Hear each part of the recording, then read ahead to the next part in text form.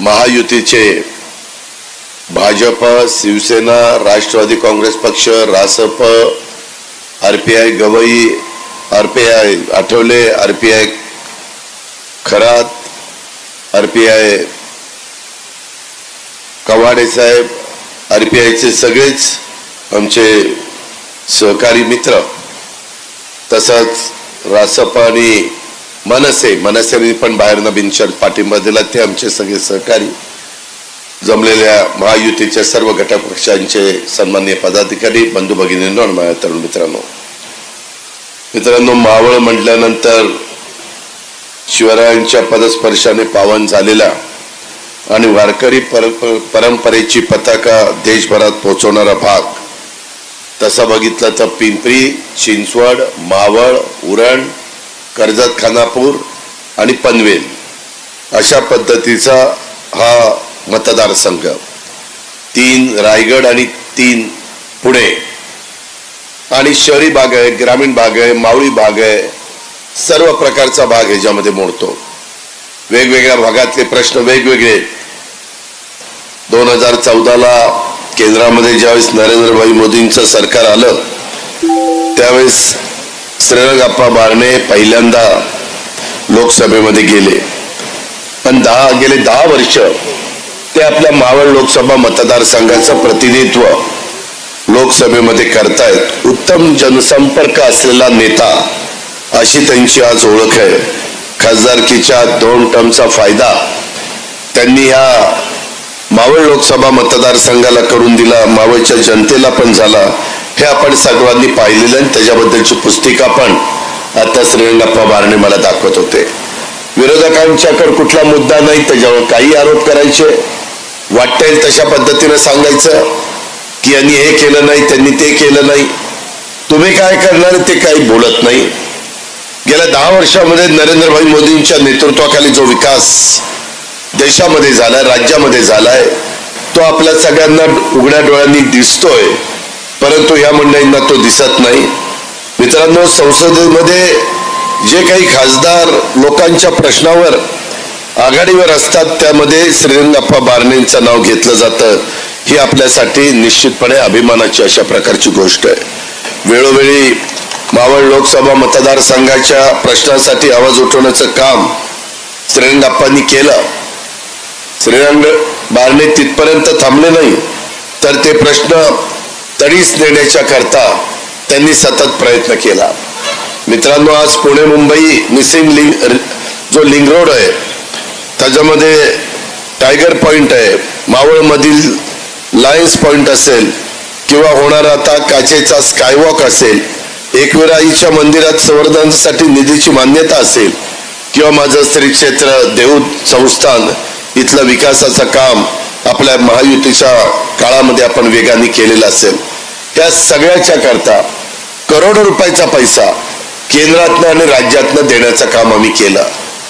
मी ह्या मावळ तालुक्यामध्ये देखील फार मोठ्या प्रमाणावर निधी देण्याचा प्रयत्न केला. त्याचा उल्लेख सुनीलनं पण केला. यामध्ये आता तर आम्ही महायुतीच्या निमित्तानं सगळे एकत्र आलेलो आहे, विकासाच्या करता एकत्र आलेलो आहे. तुम्ही बघितलं असेल बारामती लोकसभा मतदारसंघामध्ये हर्षवर्धन पाटील, अजित पवार, दत्ताभाऊ भरणे, राहुल कुल, रमेशप्पा थोरात, विजय शिवतरे, आम्ही तसं बघितलं तर वेगवेगळ्या विचाराची माणसं, वेगवेगळ्या पक्षाची माणसं एकमेकाच्या विरोधामध्ये अनेक वर्ष आम्ही लढलो. परंतु यावेळेस आम्ही ठरवलं की बाबा केंद्राचा निधी आपल्याला मोठ्या प्रमाणावर आणायचा आहे, आपल्याला शेतीच्या आणि पिण्याच्या पाण्याचा प्रश्न त्या ठिकाणी सोडवायचा आहे, रेल्वेचे प्रश्न असतील, नॅशनल हायवेचे प्रश्न असतील, पोर्टचे प्रश्न असतील, विमानतळाचे प्रश्न असतील, हे प्रश्न निकाली काढल्याशिवाय खऱ्या अर्थाने तुमचा माझा जो पुणे जिल्हा आहे त्या पुणे जिल्ह्याचा कायापालट होणार नाही. आजपर्यंत आपण केलंय परंतु ते अजून करण्याची गरज आहे. लोकांच्या अपेक्षा वाढलेल्या आहेत. मगाशी बोलत असताना कोणी सांगितलं तसं तरुणींच्या हाताला काम पाहिजे. आपल्या इकडं तळेगावची एमआयडीसी वाढली, बाकीच्या भागामध्ये एमआयडीसी वाढते, चाकणला वाढते, रांजणगावला वाढते, सगळ्या जिल्ह्यामध्ये वाढते. जिल्हा हा प्रगत जिल्हा असल्यामुळं उद्योगपती आपल्याला प्राधान्य देतात. उद्योग खात्याचे मंत्रीपद उदय सामंतांच्याकडे आहे, त्यांनाही त्या गोष्टीचा अनुभव आलाय आणि त्याकरता लोकांच्या जमिनी त्यांच्या समाधान होईल अशा किमती देऊन आपण घेतोय आणि त्याच्यातनं मोठे मोठे कारखाने त्या बाबतीमध्ये आणतोय. काही कारखाने अडचणीत येतात, ज्याचा उल्लेख उदयनी केला तसा जनरल मोटर्सचा कारखाना चालावा म्हणून आणला, परंतु अडचण आली. शेवटी तो कारखाना बंद पडला आणि तिथं हुंडाई युनिट, तोही मोटारचाच कारखाना, हा आणण्याच्या करता आपण यशस्वी झालो. का तर माझा कामगार उघड्यावर पडू नये, माझा कामगार बेरोजगार होऊ नये, ही त्याच्या पाठीमागची भावना. मित्रांनो, मागच्या काळामध्ये तुम्हाला सगळ्यांना माहिती आहे की पिंपरी चिंचवड रस्त्याचं कॉन्क्रिटीकरण असेल, तिथं निघत रावेत रिंग रोड असेल, निगडीपर्यंत मेट्रो मार्ग असेल, कर्जत मधल्या आदिवासी पाड्यावर वीज पोहोचवण्याचं काम असेल, आपल्या खालापूरला छत्रपती शिवाजी महाराजांचं स्मारकाचं काम असेल, किंवा कर्जत पनवेल रेल्वे मार्ग असेल, पनवेल JNPT रोड, अशी विकासाची कामं आपण मावळ मतदारसंघामध्ये केंद्र आणि राज्य सरकारच्या निधीतून मार्गी लावलेले आहेत. या पुढच्या काळामध्ये देखील आम्ही मावळ लोकसभा मतदारसंघामध्ये अनेक विकासाची कामं करायची. त्यासाठी आपल्याला महायुतीच्या विचाराचा खासदार हा निवडून दिला पाहिजे, तो हे प्रश्न मार्गी लावेल. म्हणून मी आज आवर्जून मावळामध्ये आलेलो आहे की तुम्हाला जे मशीन मिळणार आहे त्या पहिल्या मशीन मध्ये वर्ण 2 नंबरला श्रीरंगाप्पा बारणेचं नाव आहे, त्याच्या पुढे धनुष्यबाण ही खूण आहे, त्या धनुष्यबाणाच्या जवळचं बटन दाबण्याचं काम आपल्याला करायचं आहे. मित्रांनो, तुम्ही काळजी करू नका, प्रश्न अनेक आहेत. तुमच्याही वेगवेगळ्या भागातले प्रश्न सोडवण्याच्या करता आम्ही कुठं मागं पुढं बघत नाही. मी जेव्हा राजकारणामध्ये आलो त्यावेळेस तुम्हाला आठवत असेल, इथं काही मंडळी बसलेली आहेत की 91ला मी देखील असाच बारामती लोकसभा मतदारसंघातनं खासदार म्हणून निवडून गेलो आणि त्यावेळेस 92 पासून मी त्या पिंपरी चिंचवड शहरामध्ये लक्ष द्यायला लागलो. 92 ते 2017 25 वर्ष ते शहर मी म्हणेल ते नगरसेवक निवडून यायचे, मेजॉरिटी माझी व्हायची. स्टँडिंग कमिटी चेअरमन, महापौर, उपमहापौर, PCMT चेअरमन, वेगवेगळे शिक्षण मंडळाचे चेअरमन, सभागृह नेता, अनेक पदं अनेक कार्यकर्त्यांना दिली. जातीचा, पातीचा, नात्याचा, गोत्याचा विचार केला नाही, कोण गावाकडचा कोण बाहेरचा अशा प्रकारचा भेदभाव केला नाही. मित्रांनो, त्याच्यानंतर पिंपरी चिंचवड शहरामध्ये झालेला बदल हा तुम्हाला मी सांगायची गरज नाही, कारण तुम्ही स्वतः अनुभवताय. मी शहरामध्ये संघटनेचं पण माझ्या पक्षाचं काम मजबूत करण्याचा प्रयत्न केला. त्याच्यामध्ये ह्या शहराची जगाच्या नकाशावर एक स्वतंत्र ओळख आपण त्या ठिकाणी निर्माण केली. त्या शहराला 24 तास पिण्याचं पाणी मिळेल अशा प्रकारची आपण व्यवस्था केली. काही अडचणी आल्या, परंतु त्याच्यामध्ये माझ्यावर आरोप झाले, परंतु न डगमगता शेवटी समाजाचं भलं झालं पाहिजे, जनतेचे प्रश्न सुटले पाहिजे, हीच भूमिका इथं आम्ही स्वीकारली. आणि इथं उद्योगधंद्यांच्या वाढीसाठी एक पोषक अशा प्रकारचं वातावरण आपण तिथं केलं, सोयी सुविधा त्या ठिकाणी निर्माण केल्या आणि पिंपरी चिंचवडचा संपूर्ण कायापालट करण्याचा प्रयत्न केला. मित्रांनो, आज पुणे बघा, पिंपरी चिंचवड बघा, मुंबई बघा, नाशिक बघा, या शहरांचा विस्तार वाढतोय आणि त्या दृष्टीने आपल्याला भविष्याची आखणी करावी लागते. आज पुण्यामध्ये पिंपरी चिंचवडमध्ये गेला तर वाहतुकीची एवढी कोंडी आहे की विचारता सोय नाही. म्हणून आपल्याला केंद्राकडनं अजूनही जसा गिरीश बापट आणि श्रीरंगाप्पा बारणे यांनी मोदी साहेबांच्या मागे लागून मेट्रोला पैसा आणला, ती मेट्रो आम्ही निगडी टू कात्रज पर्यंत नेली. आता वनस टू रामवाडी आहे, ती मला आता चांदणी चौक ते तिकडं वाघोलीला न्यायची आहे, इकडं शिवाजीनगर ते तिकडं उरई कांचनला न्यायची, इकडं चाकडला न्यायची, इकडं आपलं देऊ पर्यंत त्या ठिकाणी आणायची, पलीकडच्या बाजूला सासवड पर्यंत न्यायची. हे केल्याशिवाय वाहतुकीची कोंडी सुटणार नाही. राज्य सरकार एकटं ह्याला निधी देऊ शकत नाही, ह्याला हजारो कोटी रुपये लागतात. त्याच्यात 20% केंद्र सरकार देतं, 20% एकनाथराव शिंदे, मी आणि देवेंद्र फडणवीस महाराष्ट्र शासनामधनं देतो, 10% महानगरपालिका देते आणि बाकीचे 50% वित्तीय संस्थांच्याकडनं आम्ही आणतो. त्याकरता केंद्राचं सरकार आपल्या विचाराचं पाहिजे. उद्या वर्ल्ड बँकेचे पैसे आणायचे म्हटले तर त्यांच्या मार्फत जावं लागतं.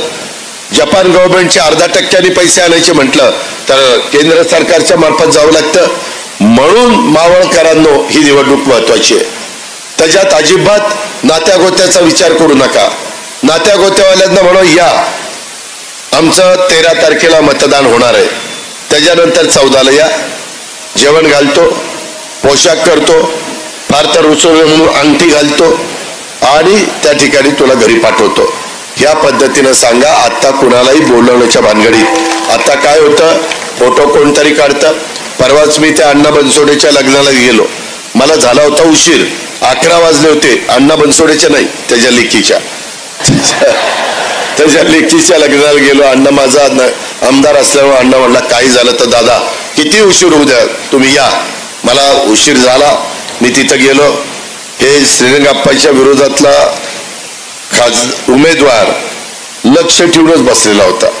आला की पट्ट्याने माझे पायाला नमस्कार केला. तोपर्यंत कुणाला तरी त्यानं फोटो काढायला दाखवला की लगेच सोशल मीडियाला दादांनी आशीर्वाद दिले. अरे तुझ्या कशाचे आशीर्वाद दिले? काय तुम्ही लोकांना काही बनवा बनवी करता काय? त्यामध्ये आम्ही महायुतीच्या वतीनं लढतोय. माझी भूमिका स्पष्ट असते. मी एकदा निर्णय घेतल्यानंतर कुणाच्या बापाचं ऐकत नाही. त्या संदर्भामध्ये त्याच उमेदवाराचं इद्वारे काम करतो. मी कधी माझ्या राजकीय जीवनामध्ये मॅच फिक्सिंग केलेलं नाही. एकदा तिकीट देताना 10 विचार करतो, पण तिकीट दिल्यानंतर त्याच्याकरता निवडून आणायला माझं सर्वस्व पणाला लावतो. त्याच्यामुळे ही नौटंकी चाललेली आहे ना, त्याला काही अर्थ नाही. आपल्याला श्रीरंगाप्पा बारणेंना तिसऱ्यांदा इजाबिजा झालंय, आता तिजा करायचंय, तिसऱ्यांदा पार्लमेंटमध्ये पाठवायचंच हा निश्चय घेऊन आपण आज इथनं उठायचंय. माझी दुसरी एक गोष्ट आहे, माझ्या राष्ट्रवादी काँग्रेस पक्षाची इथं ताकद आहे. बाकीचे आमचा सुनील असेल, आमचा बापू असेल, आमचा गणेश असेल, बबनराव असतील, इतर सगळे बाबूराव असतील, बाकीचे सगळे कार्यकर्ते, गणेशप्पा असेल, सगळे काम करतायत. पण खालची टीम जरा गडबड करतीये. त्यामध्ये मला हे चालणार नाही. सोशल मीडियाच्या निमित्तानं तुम्ही जे काही करताय, माझं बारकाईनं लक्ष आहे. सुनीलनं तर नुसतं सांगितलं आम्ही बघू, परंतु मी त्याचं कामच करून टाकील. परत माझ्याकडं त्याला फुरसत नाही. आपला उमेदवार महायुतीचा श्रीरंगाप्पा बारणे धनुष्यबाण, त्याशिवाय दुसरा काही आपल्या पुढे पर्याय नाही. त्याच्यात शेवटच्या पण माझ्या राष्ट्रवादीच्या कार्यकर्त्यांनी गडबड करता कामा नये. मित्रांनो, मी तुमच्याकरता विकासाचा किती निधी आणेल त्याबद्दल तुम्ही काळजी करू नका. हजारो कोटी रुपयाचा निधी तुम्हाला देण्याचं काम महायुतीच्या सरकारच्या माध्यमातून आम्ही केलेलं आहे. त्याच्या संदर्भामध्ये आपल्या लोणावळ्याला 100 बेडचं उपजिल्हा रुग्णालय ह्याचं काम आपलं जोरात चाललेलं आहे. कान्याला 100 बेडचं ट्रॉमा केअर सेंटरचं हॉस्पिटल हे आपलं काम चाललेलं आहे. तालुका प्रशासकीय इमारतीचं काम चाललेलं आहे.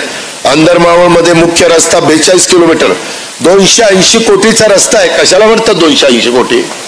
आज माझ्या मावळमध्ये जाण्याच्या करता त्याची गरज होती, ती आम्ही ओळखली, त्या पद्धतीनं मागणी आली, सुनिश्चित केली, आम्ही त्याला निधी दिला. लोणावळा येथे आपल्याला स्कायवॉक करायचा आहे. तिथं चालताना काच आहे, काच, आणि खाल्लं दरी दिसणार आहे. एखाद्याला घाबरून ती दरी बघितल्यावर मागच पाळणार आहे. परंतु हरकत नाही, माझ्या लोणावळ्याच्या परिसरामध्ये पर्यटन वाढावं, त्याच्यातून माझ्या लोणावळ्याकरांना रोजगार मिळावा, वेगवेगळ्या प्रकारच्या टुरिस्टच्या गाड्या माझ्या स्थानिक लोकांना त्याच्यातनं चालवता यावा, त्यांचा रोजीरोटीचा प्रश्न त्याच्यातनं सुटावा. तिथं अजूनही रोपवे मला त्या ठिकाणी करायचा आहे. अलीकडं निसर्गाने आपल्या मावळ तालुक्यावर अतिशय चांगल्या प्रकारची उधळण केलेली आहे.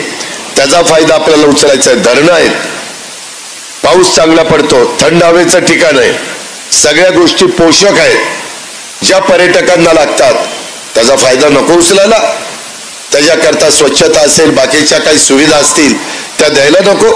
त्याच्यामध्ये सोमाटणे ते पवनानगर रस्ता ह्याचाही काम आपण हातामध्ये घेतलंय. तळेगाव इथे प्रशासकीय इमारतीचं काम तेही आपण हातामध्ये घेतलंय. संत जगदाळे महाराजांचं मंदिर ते जवळपास 500 कोटी का काहीतरी तो खर्च आपण करतोय. हे केलं पाहिजे, हे समाजाच्या करता करायचं असतं. एकविरा देवीच्या बद्दल त्याही बद्दल कुठल्याही प्रकारची अडचण आम्ही आणि मुख्यमंत्री आणि देवेंद्रजी तिथे येऊन देत नाही. मित्रांनो, तालुका क्रीडा संकुल उभारणी करायची आहे. आज आपल्यातली मुलं मुली उत्तम प्रकारे खेळ खेळतात, त्यांना फक्त सुविधा दिली पाहिजे. सुदैवाने क्रीडा आणि युवक कल्याण खातं माझ्या संजय बनसोडेकडे आहे आणि अर्थ विभाग माझ्याकडे आहे. त्याच्यामुळे हे तालुका क्रीडा संकुल देखील माझ्या मावळ तालुक्याला साजेसं अशा प्रकारचं क्रीडा संकुल आपण करू. त्यालाही भरीव अशा प्रकारचा निधी मी देईल. पवना धरणग्रस्त लोकांचा पुनर्वसनाचा प्रश्न आचारसंहिता संपल्यानंतर मी परवा वेल्याला गेलो होतो. वेल्याला आता राजगड नाव पण दिलेलं आहे. बोरला गेलेलो होतो, तिथेही हा प्रश्न आहे पुनर्वसनाचा. मित्रांनो, आपल्याकडे सगळ्यात जास्त धरणं हे माझ्या पुणे जिल्ह्यामध्ये आहेत, टाटाची आणि आपली सगळी धरून, आणि त्याच्यामुळे काही प्रश्न राहिले.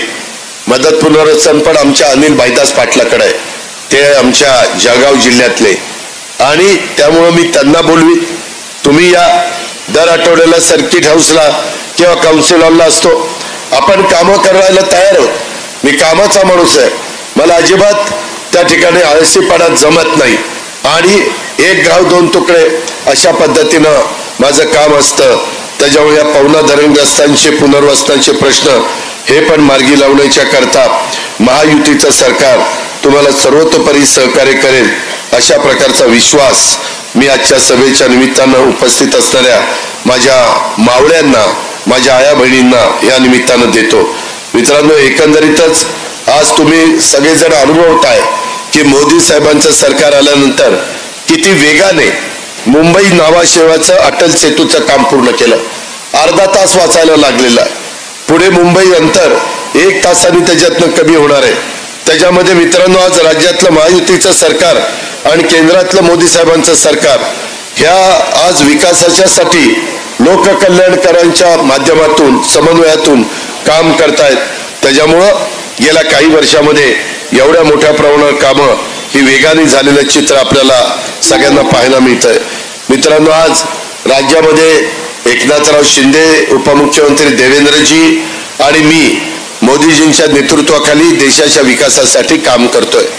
मी आज या महायुतीमध्ये सहभागी झालो ते यशवंतराव चव्हाण साहेबांनी आपल्याला सांगितलं की विरोधामध्ये राहून कामं होत नाही, फक्त आंदोलन करावे लागतात, मोर्चे काढावे लागतात, उपोषण करावं लागतं, टीका करावी लागते. अरे ह्याच्यातनं प्रश्न काय सुटणार आहे, ह्याच्यातनं विकास काय होणार आहे? म्हणून त्यांनी सांगितलं, बहुजन समाजाला डोळ्यासमोर ठेवून शेवटच्या माणसाला इतरांच्या बरोबर आणण्याच्या करता आपण सत्तेचा वापर केला पाहिजे.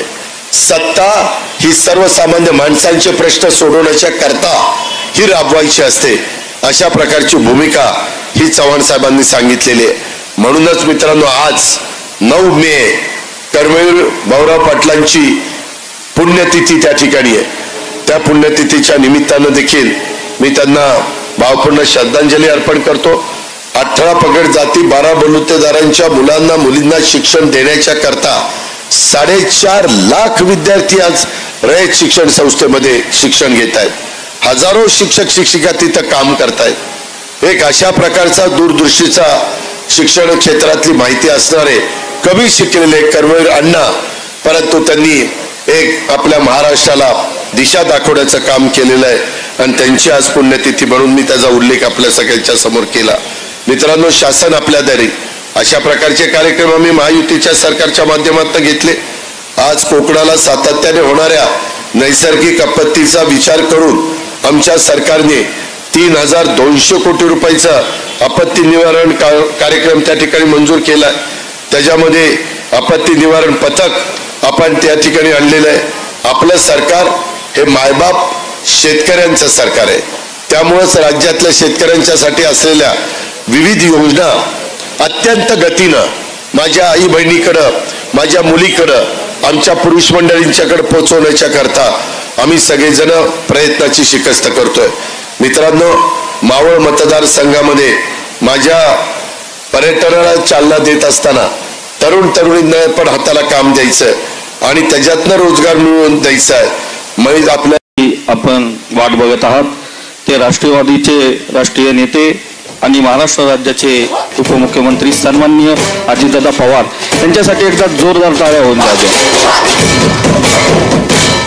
आपल्या मंत्रिमंडळातील आमचे सहकारी उदय सामंतजी, महायुतीचे मावळ लोकसभा मतदारसंघाचे अधिकृत उमेदवार श्रीरंगाप्पा बारणे, विधिमंडळातील माझे सहकारी सुनील शेळके, बाळा भेगडे, सूर्यकांत वाघमारे, बापूसाहेब भेगडे, गणेश कांडगे, रमेश साळवे, गणेशप्पा ढोरे, बबनराव भेगडे, विठ्ठलराव शिंदे, भाऊ गुंड, बाबूराव वायकर, रवींद्र भेगडे, दीपक, महायुतीचे आणि शहरी भाग आहे, ग्रामीण भाग आहे, मावळी भाग आहे, सर्व प्रकारचा भाग ह्याच्यामध्ये मोडतो। वेगवेगळ्या भागातले प्रश्न वेगवेगळे। 2014ला केंद्रामध्ये ज्यावेळेस नरेंद्रभाई मोदींचं सरकार आलं त्यावेळेस श्रीरंगाप्पा बारणे पहिल्यांदा आपला उमेदवार महायुतीचा श्रीरंगाप्पा बारणे धनुष्यबाण, त्याशिवाय दुसरा काही आपल्या पुढे पर्याय नाही। त्याच्यात शेवटच्या पण माझ्या राष्ट्रवादीच्या कार्यकर्त्यांनी गडबड करता कामा नये। मित्रांनो, मी तुमच्याकरता विकासाचा किती निधी आणेल त्याबद्दल तुम्ही काळजी करू नका। हजारो कोटी रुपयाचा निधी तुम्हाला देण्याचं काम महायुतीच्या सरकारच्या माध्यमातून आम्ही केलेलं आहे। त्याच्या संदर्भामध्ये आपल्या लोणावळ्याला 100 बेडचं उपजिल्हा रुग्णालय ह्याचं काम आपलं जोरात चाललेलं आहे। कान्याला 100 बेडचं ट्रॉमा केअर सेंटरचं हॉस्पिटल हे आपलं काम चाललेलं आहे। तालुका प्रशासकीय इमारतीचं काम चाललेलं आहे। अंदरमावळ मध्ये मुख्य रस्ता 42 किलोमीटर 280 कोटीचा रस्ता आहे। कशाला म्हणतात 280 कोटी? आज माझ्या अंदर मावळ मध्ये जाण्याच्या करता त्याची गरज होती, ती आम्ही ओळखली। त्या पद्धतीने होत आहे की मोदी साहेबांचं सरकार आल्यानंतर किती वेगाने मुंबई नावाशेवाचं अटल सेतूचं काम पूर्ण केलं। अर्धा तास वाचायला लागलेला आहे। पुढे मुंबई अंतर 1 तासाने त्याच्यातनं कमी होणार आहे। त्याच्यामध्ये मित्रांनो, आज राज्यातलं महायुतीचं सरकार आणि केंद्रातलं मोदी साहेबांचं सरकार ह्या आज विकासाच्या साठी लोककल्याणकारांच्या माध्यमातून समन्वयातून काम करतायत। त्याच्यामुळं गेल्या काही वर्षामध्ये एवढ्या मोठ्या प्रमाणावर कामं ही वेगाने झालेलं चित्र आपल्याला सगळ्यांना पाहायला मिळतंय। मित्रांनो, आज राज्यामध्ये एकनाथराव शिंदे, उपमुख्यमंत्री देवेंद्रजी आणि मी मोदीजींच्या नेतृत्वाखाली देशाच्या विकासासाठी काम करतोय। मी आज या महायुतीमध्ये सहभागी झालो ते यशवंतराव चव्हाण साहेबांनी आपल्याला सांगितलं की विरोधामध्ये राहून कामं होत नाही, फक्त आंदोलन करावे लागतात, मोर्चे काढावे लागतात, उपोषण करावं लागतं, टीका करावी लागते। अरे ह्याच्यातनं प्रश्न काय सुटणार आहे? ह्याच्यातनं विकास काय होणार आहे? म्हणून त्यांनी सांगितलं, बहुजन समाजाला डोळ्यासमोर ठेवून शेवटच्या माणसाला इतरांच्या बरोबर आणण्याच्या करता आपण सत्तेचा वापर केला पाहिजे। सत्ता ही सर्वसामान्य माणसांचे प्रश्न सोडवण्याच्या करता ही राबवायची असते, अशा प्रकारची भूमिका ही चव्हाण साहेबांनी सांगितलेली आहे। म्हणूनच मित्रांनो, आज 9 मे कर्मवीर भाऊराव पाटलांची पुण्यतिथी त्या ठिकाणी आहे। त्या पुण्यतिथीच्या निमित्तानं देखील मी त्यांना भावपूर्ण श्रद्धांजली अर्पण करतो। 18 पगड जाती 12 बलुतेदारांच्या मुलांना मुलींना शिक्षण देण्याच्या करता 4.5 लाख विद्यार्थी आज रयत शिक्षण संस्थेमध्ये शिक्षण घेत आहेत। हजारो शिक्षक शिक्षिका तिथं काम करतायत। एक अशा प्रकारचा दूरदृष्टीचा शिक्षण क्षेत्रातली माहिती असणारे कमी शिकलेले कर्मवीर अण्णा, परंतु त्यांनी एक आपल्या महाराष्ट्राला दिशा दाखवण्याचं काम केलेलं आहे आणि त्यांची आज पुण्यतिथी म्हणून मी त्याचा उल्लेख आपल्या सगळ्यांच्या समोर केला।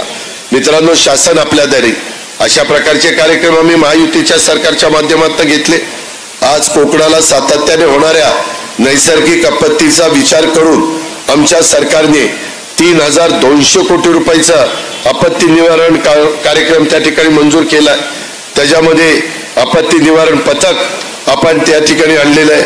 आपलं सरकार हे मायबाप शेतकऱ्यांचं सरकार आहे, त्यामुळेच राज्यातल्या शेतकऱ्यांच्यासाठी असलेल्या विविध योजना अत्यंत गतीनं माझ्या आई बहिणीकडं, माझ्या मुलीकडं, आमच्या पुरुष मंडळींच्याकडे पोहोचवण्याच्या करता आम्ही सगळेजण प्रयत्नाची शिकस्त करतोय। मित्रांनो, मावळ मतदारसंघामध्ये माझ्या पर्यटनाला चालना देत असताना तरुण तरुणींना पण हाताला काम द्यायचं, आणि त्याच्यातनं रोजगार मिळवून द्यायचा आहे. मी आपल्याला सगळ्यांना सांगतो, मावळ तालुक्याच्या रिक्षा द्यायच्या आणि त्या आपण उपलब्ध करून देणार आहे. त्याच्यातून महिलांना रोजगार त्या ठिकाणी मिळणार आहे. यासाठी देखील आम्ही काम करतोय. 5,000 कुटुंब ह्याच्यातनं कामाला लागतील. इतके दिवस पुरुष मंडळीच रिक्षा चालवायचे आणि ती पिंक रिक्षा असेल, किती महिला तिथं ऑटो रिक्षा चालवते, त्याच्यावर महिलांना पण ती रिक्षा थांबवायला सोपं जाईल आणि ज्यांना सुरक्षित प्रवास करायचा आहे त्यांना पण ते महत्वाचं ठरणार आहे. वंचित आणि मागास समूहासाठी आपण सातत्याने या महायुतीच्या माध्यमातून, केंद्राच्या माध्यमातून वेगवेगळ्या योजना ह्या मुख्य प्रवाहामध्ये कसं आणता येईल त्या बाबतीमध्ये आमचा सगळ्यांचा प्रयत्न चाललाय. मग अनुसूचित जाती जमाती असतील, अल्पसंख्याक समाज असेल, ओबीसी समाज असेल किंवा मराठा समाज असेल, त्याच्यामध्ये विकासाच्या प्रक्रियेमध्ये प्रत्येक समाज घटकाला न्याय वाटा मिळावा ही आम्हा लोकांची महायुती सरकारची भूमिका आहे.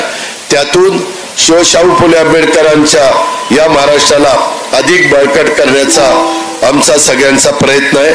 आज महाराष्ट्र हे देशाचं आपलं ग्रोथ इंजिन आहे. त्याला अधिक बळकटी द्यायची असेल तर सर्वांनी एकत्रितपणे काम करण्याची गरज आहे. या विकासाच्या प्रक्रियेमध्ये आपला पुणे जिल्हा, त्याचे 13 तालुके, दोन्ही शहरं पुणे आणि पिंपरी चिंचवड या सगळ्यांनी सामील व्हायचं आहे. त्यातूनच आपल्याला महाराष्ट्राच्या महायुतीचं जास्तीत जास्त खासदार निवडून आणून आपल्या नरेंद्रभाई मोदींना तिसऱ्यांदा पंतप्रधान करायचंय. ह्याही गोष्टीचा विचार आपण करा. आज देशामध्ये आपण अर्थव्यवस्थेच्या बाबतीमध्ये 5व्या क्रमांकावर आहेत. आता मोदी साहेबांना जगात, मी मगाशी चुकून देशात म्हणले, जगात 5व्या क्रमांकावर आहे. आपली अर्थव्यवस्था $5 ट्रिलियन पर्यंत न्यायची आणि एकनाथराव शिंदे, देवेंद्र फडणवीस आणि मी ठरवलंय की पंतप्रधान ज्यावेळेस $5 ट्रिलियन पर्यंत अर्थव्यवस्था नेणार आहेत त्यावेळेस महाराष्ट्राची अर्थव्यवस्था त्यामध्ये $1 ट्रिलियन असली पाहिजे. GDP वाढला पाहिजे, त्याच्यातनं आर्थिक सुबत्ता आली पाहिजे, रोजगार निर्माण झाला पाहिजे. ते काम आम्ही करून दाखवू. त्याकरता तुमच्या भरभक्कम पाठिंब्याची, तुमच्या आशीर्वादाची, तुमच्या सहकार्याची आणि तुमच्या पवित्र मताची गरज उद्याच्या 13 तारखेला आमच्या महायुतीचे उमेदवार या नात्याने श्रीरंगप्पा बारणे यांना हवी आहे आणि तेच समजून सांगण्याच्या करता आज आवर्जून मी आलोय. मला माझ्या मागासवर्गीय समाजाला सांगायचंय, बाबांनो, इथून पुढं विरोधकांच्याकडे मुद्दा नाही. काही सांगतात की मोदी साहेब आता आल्यानंतर संविधान बदलणार. अरे शाण्यांनो, मोदी साहेब गेल्या 10 वर्षामध्ये त्यांनी संविधान दिन सुरू केला.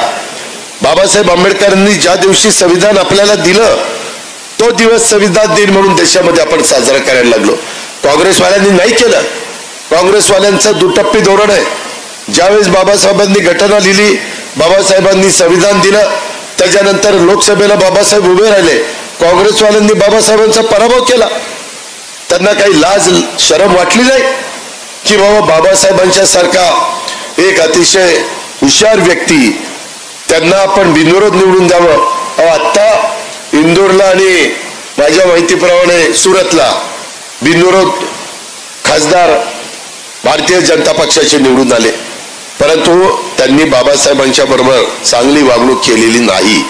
बाबासाहेबांच्या पुस्तकामध्ये देखील याचा उल्लेख आहे. सांगतात घटना बदलणार.